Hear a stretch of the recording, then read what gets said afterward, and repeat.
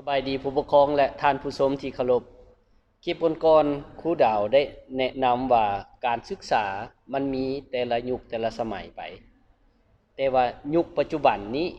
เฮาสิสอนลูกแนวใดให้เก่งและดีเป็นสิ่งที่สำคัญที่อยากครูดาวอยากนำเสนอการศึกษาในรูปแบบเมื่อก่อนก็คือเฮาได้เห็นวิวัฒนาการหลายๆประเทศมันมีการเปลี่ยนแปลงอยู่ตลอดเวลาหลายๆประเทศที่เขาเจ้าพัฒนาบุคลากรของชาติพัฒนาเด็กเขาเจ้าได้มีคุณภาพเขาก็มีการปฏิรูปการศึกษามาเป็นระยะและเป็นตลอดเป็นประจำแห่งยุคปัจจุบันนี้เขาเอิ้นว่ายุค 4.0 ยุคแห่งข้อมูลข่าวสารยุคของความทันสมัยกลุ่มผู้ประกอบการ SME Startup ผู้ที่สร้างนวัตกรรมใหม่ๆเขาเจ้าได้รวมตัวกัน โดย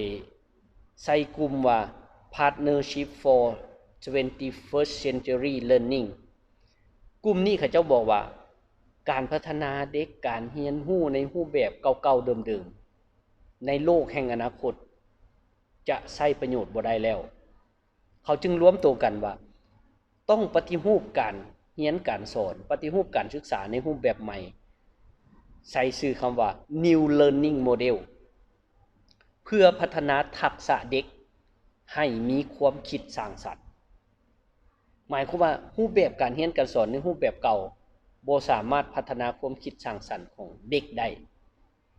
เด็กบ่สามารถคิดด้วยตัวเองได้ตื่นเช้ามาไปโรงเรียนไปจักโมงไปโมงนี่แหละซึ่งก็มีโมงที่ฟิกให้เขาเจ้าไว้แล้วนุ่งเครื่องแนวใดนุ่งแนวนี้แหละเขาก็นุ่งแบบนั้นบ่สามารถเลือกได้ว่าต้องนุ่งแนวใดไปโรงเรียนเรียนหยังเรียนแนวนี้แหละเรียนตามที่ว่าได้จัดไว้ให้เขาบ่สามารถคิดเองได้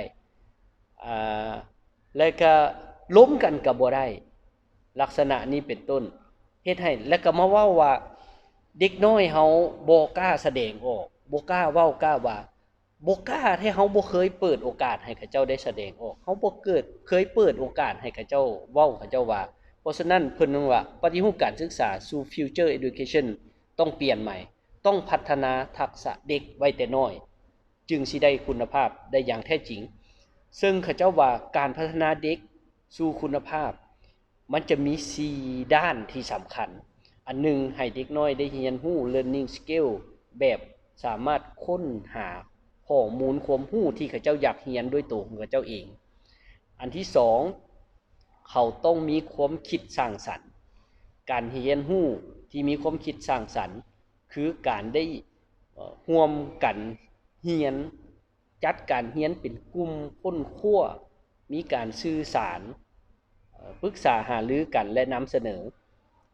อันที่3เลยเป็นสิ่งที่เขาเจ้าเรียนเขาเจ้าค้นคว้าต้องสามารถนำใช้ได้จริงในชีวิตของเขาเจ้าว่าเรียนรู้ในสิ่งที่เขาเจ้ามักฮักในการเฮ็ดเพื่อสร้างอาชีพได้เลยในโลกของอนาคตของเขาและอันที่4ก็คือการใช้ชีวิตอย่างมีคุณภาพการใช้ชีวิตอย่างมีคุณภาพนี่ผู้ดาวโคจี้ไปเป็น3ประเด็นที่1ก็คือเขาต้องเป็นคนที่รู้จักตัวตนรู้จักความเก่งความถนัดของเขาเจ้าแท้